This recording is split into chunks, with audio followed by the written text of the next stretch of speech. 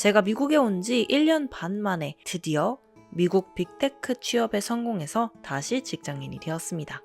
오늘은 제가 1년 반 동안 겪었던 미국 유학과 취업 준비의 전 과정, 그리고 제가 경험한 연봉 협상 팁까지 모두 다 구체적으로 공유드리려고 합니다. 곰사원은 곰대표. 안녕하세요. 곰사원은 곰대표의 핑거입니다. 저는 미국에서 대학원을 졸업하고 올해 실리콘밸리에서 팽에 취업에 성공했습니다. 제가 미국에 온 이후로 미국 생활에 적응을 좀 하느라 그동안 영상 업로드가 좀 뜸했는데요. 오랜만에 저에 대한 소개를 간단히 드리면 좋을 것 같아요. 저는 한국에서 약 5년간 대기업에서 직장 생활을 하다 미국 취업을 위해서 그동안 다니던 회사를 퇴사하고 2024년 1월부터 미국에서 대학원 생활을 시작했습니다. 그리고 최근 드디어 미국 빅테크 취업에 성공해서 다시 직장인이 되었습니다. 제가 미국에 온 지 1년 반 만에 팽 취업에 성공을 했는데요. 이렇게 합격 소식을 영상으로 전하게 될 줄 몰랐는데 드디어 이 날이 오네요. 사실 팽 오퍼 전에 2개의 오퍼를 더 받았었는데요. 미국에 오게 된 결정적인 이유가 빅테크에서 일해보는 것이었던 것만큼 큰 고민 없이 팽 기업을 선택하게 되었습니다.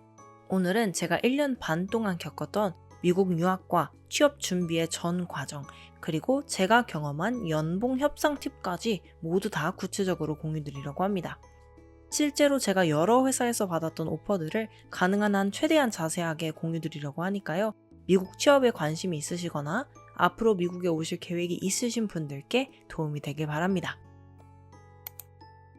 가장 먼저 저의 미국 취업 준비 과정을 나눠보려고 합니다. 저는 2024년 1월 컴퓨터공학 전공으로 미국 석사 유학을 시작했습니다. 기존에도 한국에서 직장생활과 야간 대학원을 병행했었지만 미국에서 합법적으로 일을 하기 위해서는 비자가 필요했고 미국에서 워킹 비자를 얻기 위해 가장 현실적인 방법이 바로 유학이었습니다. 이미 한국에서 딴 석사 학위가 있었기 때문에 미국에서의 석사 과정은 최대한 짧은 과정을 찾았고 1년 반 내에 졸업할 수 있는 프로그램을 선택했습니다.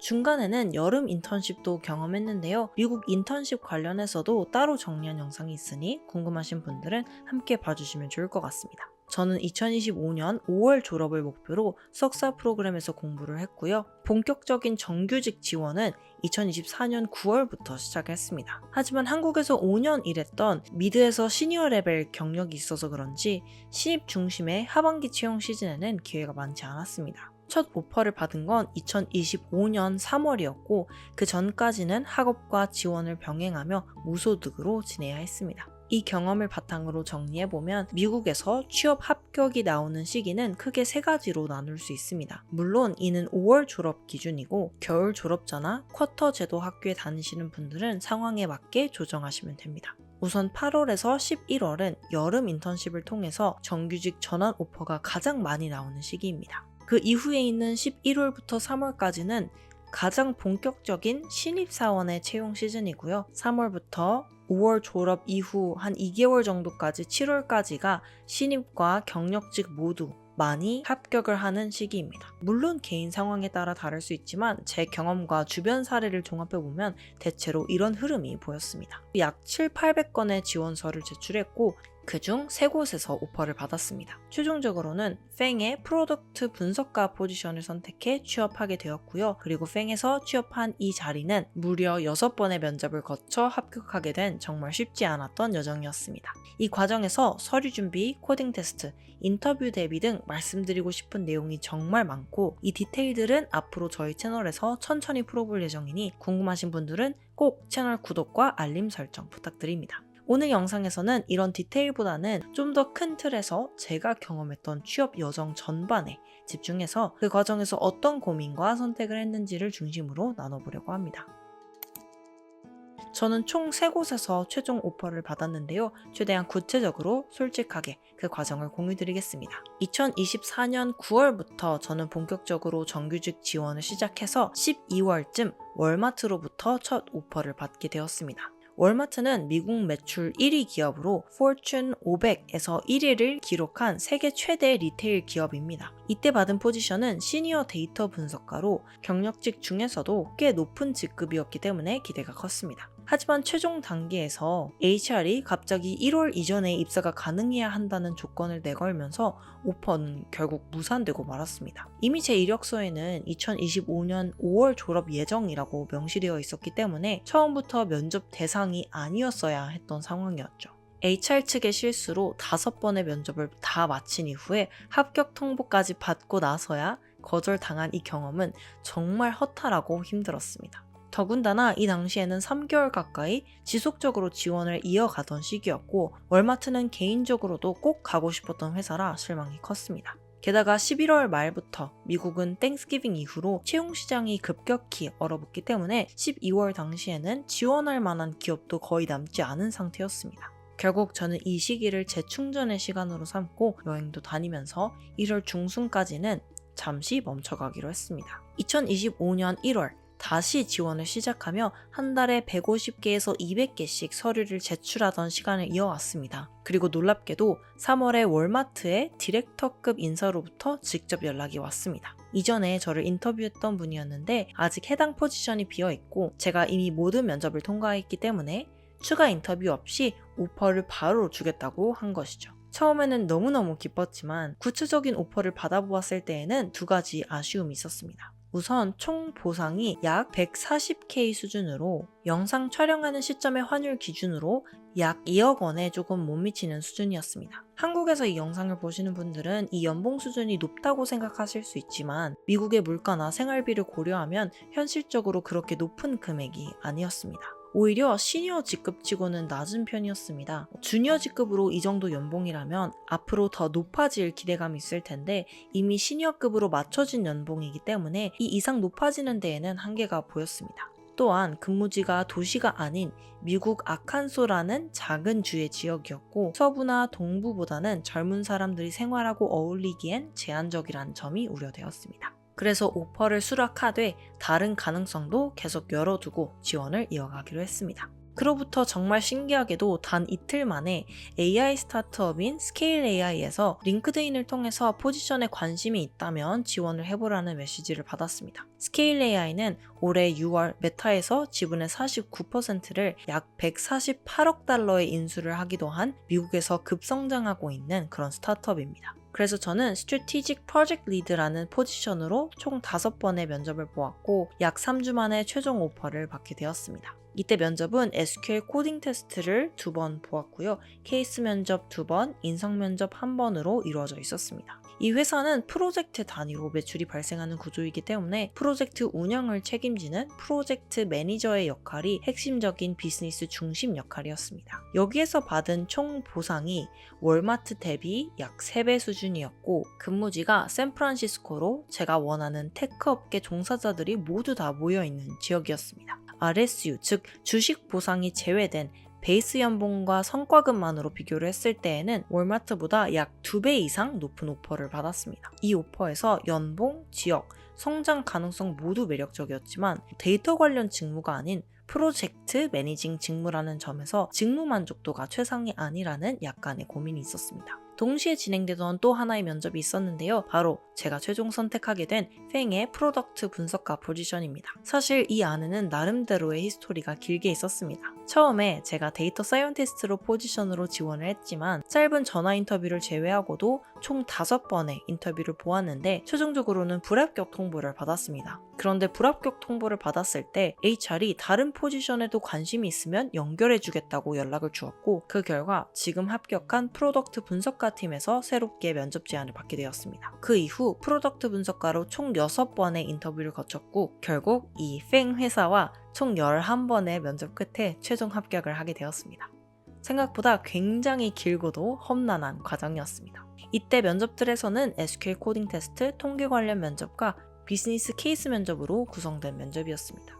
이렇게 굉장히 긴 취업 준비의 과정이 마무리가 되었는데요. 이 모든 과정이 2025년 4월에서 5월경에 이루어졌습니다. 확실히 경력직 오퍼는 좀 늦게 나오는 경향이 있다는 걸 체감했죠. 놀랍게도 팽에서 받은 초기 오퍼는 총 보상을 기준으로 AI 스타트업보다 적었습니다. 하지만 스타트업은 스톡 옵션의 비중은 컸지만 아직 상장되지 않아 현금화 가능성에 대한 불확실성이 컸습니다. 정말 놀랍게도 제가 이 스타트업에서부터 팽으로 이동을 결정한 이후에 제가 합격을 했었던 그 AI 스타트업이 불과 한 달 만에 14%의 레이오프 소식을 전했습니다. 다행히 저는 이미 팽으로 옮긴 이후였지만 간접적이나마 미국에서 고용 안정성은 정말 낮다는 것을 체감할 수 있었습니다. 만약 저도 이 스타트업에 계속 있었다면 레이오프의 영향을 받았을 수도 있었으니 어찌 보면 저도 회사 이동을 선택함으로써 레이오프를 피해갈 수 있었던 것 같습니다. 어쨌든 결과적으로 저는 이 AI 스타트업의 높은 오퍼를 먼저 받은 덕분에 팽의 첫 오퍼에 추가 협상을 거쳐 약 4에서 5천만 원을 더해 조건을 맞출 수 있었고 최종적으로 팽 중 하나인 이 회사를 선택하게 되었습니다.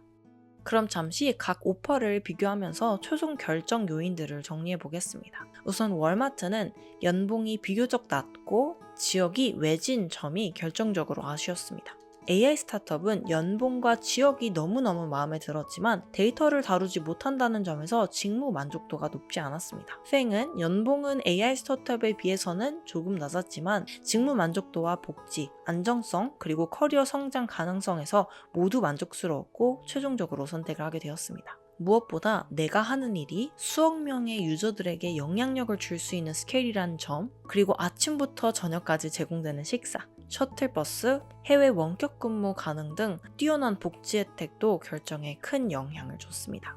앞서 여러 차례 TC라는 표현을 사용했는데 여기에서 말하는 TC는 Total Compensation, 즉 총 보상을 의미합니다. 단순한 연봉을 넘어서 기업이 구성원에게 제공하는 이 전체적인 보상 패키지를 통칭하는 말입니다. 미국의 테크 기업들은 이 TC를 매우 전략적으로 설계하며 지원자 역시 이를 정확하게 이해하고 상황에 맞게 협상할 수 있어야 합니다. 총 보상은 일반적으로 4가지 항목으로 구성이 됩니다. 첫째는 베이스 샐러리, 즉 기본 연봉이며 여기에 성과급이 함께 붙습니다. 회사마다 기본적으로 성과급이 몇 % 주어질 예정인지 수치를 함께 제공해주기도 하니 대략적인 성과급에 대한 감을 잡을 수가 있고 물론 더 높은 성과를 낸다면 더 높은 성과급을 받게 됩니다. 둘째는 RSU 혹은 스톡 옵션이라고 불리는 주식 보상입니다. 셋째는 입사 시 제공되는 사이닝 보너스이며 마지막은 이사 비용을 지원해주는 리로케이션 보너스입니다. 이 중 가장 기본이 되는 것은 베이스 연봉과 성과급입니다. 고정적으로 들어오는 보상이며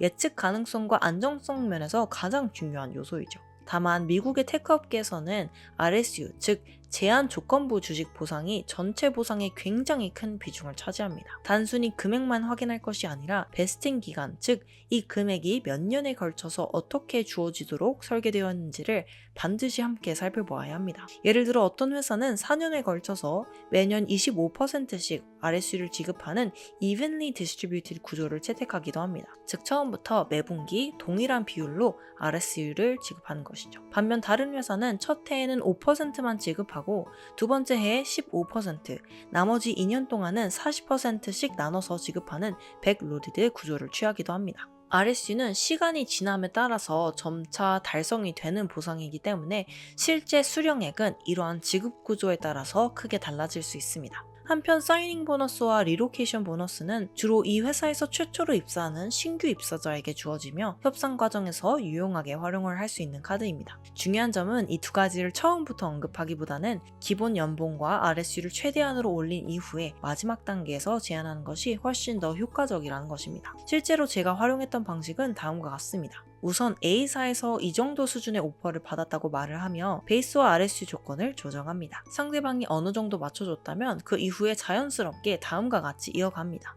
이 회사를 선택하게 된다면 이사를 해야 하는 상황인데 혹시 리로케이션 패키지가 제공될 수 있을까요? 이와 같은 방식은 협상에 있어 지나치게 공격적으로 보이지 않으면서도 실제 금전적인 보상을 높이는 데에 매우 효과적이었습니다. 저 역시 이 전략을 통해서 AI 스타트업과 팽 양쪽에서 모두 오퍼의 조건을 최대화할 수 있었습니다. 마지막으로 협상 과정에서 도움이 되었던 몇 가지 전략을 붙이고자 합니다.